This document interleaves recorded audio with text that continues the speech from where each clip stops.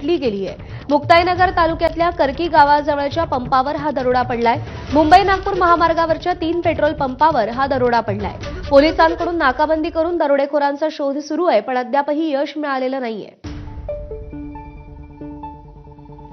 चंद्रशेखर नेवे आपले प्रतिनिधी आपल्याला अधिक अपडेट देतील। चंद्रशेखर, प्रज्ञा, खरं तर ही अतिशय धक्कादायक घटना आहे। रात्री 11 ते 12:30च्या दरम्यान हा प्रकार घडलेला आहे।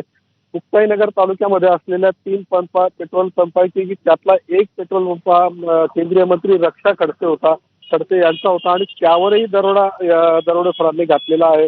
यावेळेला कर्मचारी काम करत असताना 4 ते 5 जण या ठिकाणी आले आणि त्यांनी पेट्रोल पंपावरच्या कर्मचाऱ्यांना बेदम मारहाण केली, शस्त्राचा धाक दाखवला आणि त्यांच्या जवळचे असलेले रुपये लुटून नेलेले आहेत।